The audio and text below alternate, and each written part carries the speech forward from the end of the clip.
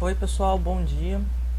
Hoje vamos continuar, né, com as nossas aulas, tá? Hoje só slides, se eu armasse a câmera ia demorar muito, tá? Então acho que eu vou deixar só assim, com a voz narrando e trazendo slides ou alguns vídeos, se for o caso, tá? Então a gente vai trabalhar no capítulo 5 e também no capítulo 6 de escrituração, tá? O que vai ser a escrituração, tá? Escrituração é colocar no papel, tá? Tudo que você articula no âmbito da contabilidade. Ou seja, na administração a gente tem mania, né, de deixar tudo assim no âmbito da prática ou no âmbito da voz falada, né? Mas isso, quando você precisa documentar ou quando você precisa prestar contas, né, para sócios, prestar contas para funcionários, prestar contas principalmente para o fisco, né, só a sua palavra não conta. Você precisa ter os livros, você precisa ter a escrituração, tá? Então o que vale, né, para o fisco, para o investidor, não é muito o que você fala, e sim aquilo que você tem registrado, o famoso que você tem no preto no branco, tudo bem? Então olha lá o que vai ser escrituração. Conceito: técnica que consiste em registrar em livros próprios, tá? Aí já coloca alguns, tá? Diário, razão, caixa, etc. Todos os fatos administrativos que ocorrem na empresa, tá? Lembra lá o que são fatos administrativos? Fatos administrativos e atos administrativos, tá? Se esqueceu, volta lá na aula passada lá e relembra, tá? E lógico, né, quando você faz essa pergunta, como que você vai registrar, logo surgem duas questões, né? Onde escriturar, tá? E como você faz esse registro. Isso porque, vamos lá primeiro então, onde você escritura isso, tá? Você vai colocar. A contabilidade, ao longo dos anos, desenvolveu, né, vários tipos de livros, tá? Onde você livros contas, tá? Aonde você, que também já foi tema da aula, né? A aula de contas. Então, os livros eles são especificamente para você fazer o registro de cada movimentação no patrimônio da empresa, tá? Então, os direitos, deveres e obrigações, eles devem estar escriturados nos livros da empresa, tá? E o acesso a esse livro aí é uma discussão que vai além da nossa disciplina, tá? Mas geralmente quem tem que ter acesso, né? Dois principais: os investidores e o governo, tá? No caso, a Receita, tá? Então, onde você escritura são nos livros que nós vamos ver a seguinte. E como registrar, tá? Aí, novamente, a contabilidade, ao longo dos anos, ela foi formulando várias ideias, vários conceitos de como que você deve melhor registrar os fatos que ocorrem no interior da empresa, tudo bem? Então, a gente vai ver isso como eles escrituram nos livros, tá? Então, continuando. Os livros que a gente utiliza normalmente na escrituração, tá? Livro diário, que é o principal, tá? Livro razão, livro caixa e o livro contas correntes, tá? Cuidado aqui nessa discussão de escrituração, porque quando o livro ele foi escrito, não havia ainda tão sistematizado a ideia da contabilidade no mundo digital, tudo bem? Então, o que as pessoas faziam? Faziam isso na mão mesmo, tá? Então, se você for num cartório, ainda mais um cartório grande, você vai ver que tem uma sala só de arquivo, tá? Então você ia no arquivo lá, você buscava os livros e lá estava registrado, né? Onde fulano nasceu, quando que fulano comprou um determinado imóvel, um determinado veículo, quando ele vendeu. Então tudo isso deveria ser registrado de modo impresso, né? Hoje isso é mais maleável, tá? A maioria das empresas utilizam o que vocês aprendem na informática, que chama sistema integrado, né? No qual isso aqui muitas vezes é feito de forma automática, já quando a empresa emite uma nota fiscal, tá? Tanto de entrada quanto de saída, tá? Então já alguns programas já faz tudo isso, tudo pronto, né? Quem recebeu, quando foi feita a compra, quando foi feita a venda, quanto custou, qual o valor da venda, quais os custos que estavam intrínsecos, né, a essa transação e assim por diante, tá? Então vamos lá, o livro diário, tá? Cuidado que ele coloca aqui, é um livro obrigatório pela legislação comercial, tá? Então ele tem que estar sujeito às formalidades legais extrínsecas e intrínsecas, ou seja, ele tem que ter um padrão. Uma empresa ela não pode fazer um livro diário da forma como ela quiser, tá? Ela tem que seguir o padrão estipulado pela Receita, tá?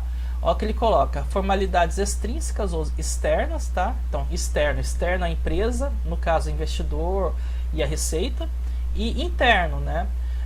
Ele tem que estar escrito em moeda, seguir o idioma do país que ele está, onde a empresa faz parte, tá?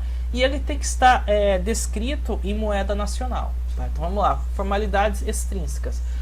Deve estar encadernado em folhas numeradas seguidamente, deve também conter os termos de abertura e encerramento, ou seja, o contrato social da empresa, ser submetido à autenticação no órgão competente no registro de comércio, ou seja, na junta comercial, tá? Então tem que estar registrado tanto na junta comercial, esse livro, como em algum cartório, tá? No cartório de registro de títulos e documentos, tá? Aqui em Maringá, o livro caixa tem que estar nos dois, tanto na junta comercial como em algum cartório. Muitas vezes, cidade pequena, você não vai ter junta comercial, aí você tem que registrar somente em cartório. Mas assim que, sei lá, a cidade cresce, passa a ter uma junta, a empresa tem que registrar esse livro caixa também junto a essa nova junta comercial, tá?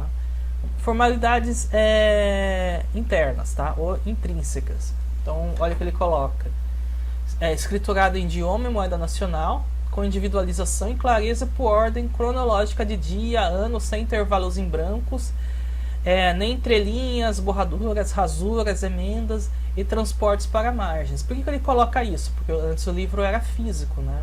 Então, quanto menos rasura, quanto mais claro a informação que estava ali, era melhor, mais fácil a compreensão, tá? E também, como era escrito à mão, né, a pessoa fazia um garrancho lá e ninguém entendia o que estava escrito, estava sendo registrado ali, né, naquele livro, tá? Outras coisas, né, que era muito comum ocorrer, era uma pessoa de alguma forma desviar determinado valor, determinados impostos através desses livros, né? O modo como você escrevia, ou registrava apenas parte, ou fingia que você registrava um determinado valor, muitas vezes era por utilizar esse modo físico, a pessoa conseguia sonegar imposto a partir disso, né? Hoje em dia é um pouco mais difícil, não quer dizer que não acontece. Então, no finalzinho, o livro diário pode ser escriturado por processo manual, mecanizado ou por processamento eletrônico de dados. Esse último é um meio mais utilizado atualmente, né? Porque você imagina você registrar toda a movimentação da empresa no único dia. Pensa uma empresa grande que faz, sei lá, mais de 1000 vendas por dia, né? Ela tem que registrar num livro desse de 100 a 200 páginas todas as movimentações, né? É algo praticamente inviável, tá? Livro Razão, olha lá.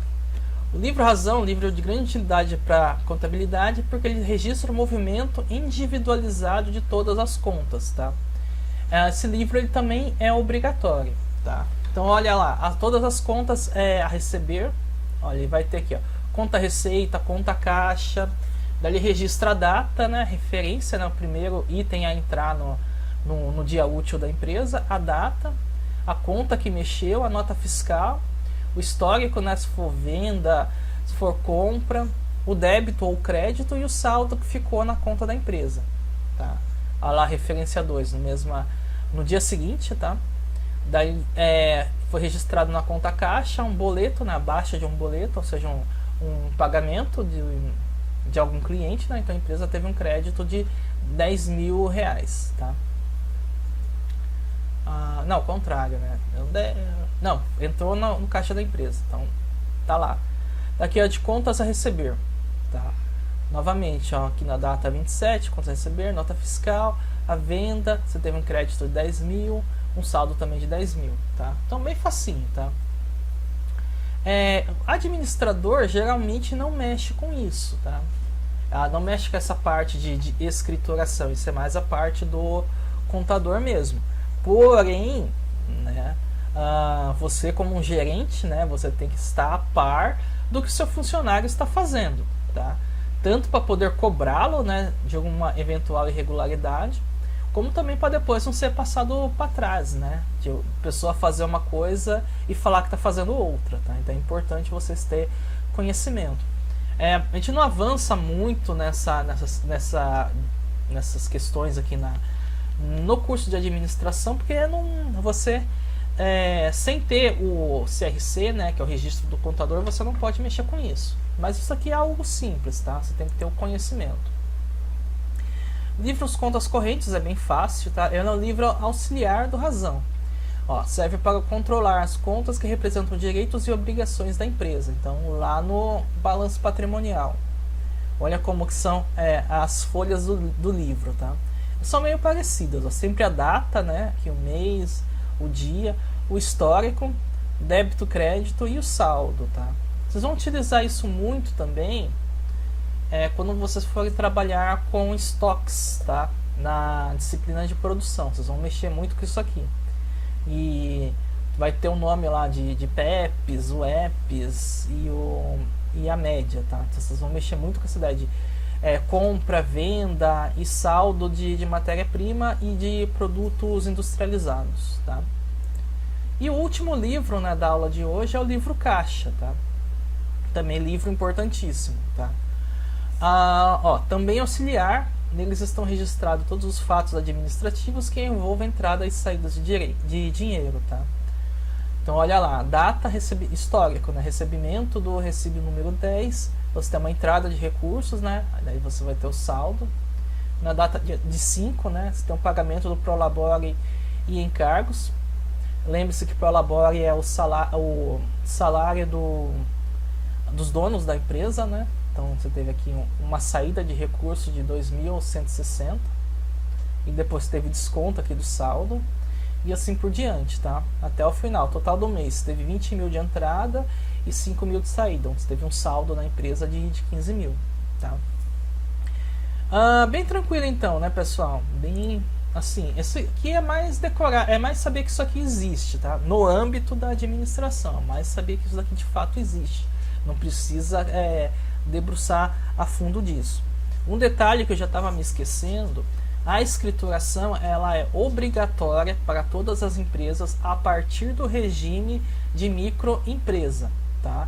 Então toda empresa que entra ali no cálculo de microempresa, empresário individual, não confunda com microempresário individual, que já vou falar, qualquer tipo de sociedade e empresa de grande porte, todas elas têm que obrigatoriamente fazer a escrituração de todas entradas e saídas do que ocorre na empresa. Tudo bem? O único forma de atuação de pessoa jurídica que não precisa apresentar uma escrituração ao fisco é o regime de microempreendedor individual, tá? Que você tem um faturamento até 81 mil por ano, tá? Acima desse limite, toda empresa ou empreendedor tem que ter contratar ou algum contador, e esse contador tem que fazer a escrituração dessas movimentações na empresa, tudo bem? Então na próxima aula a gente continua, tudo bem? Então é isso, pessoal, até a próxima.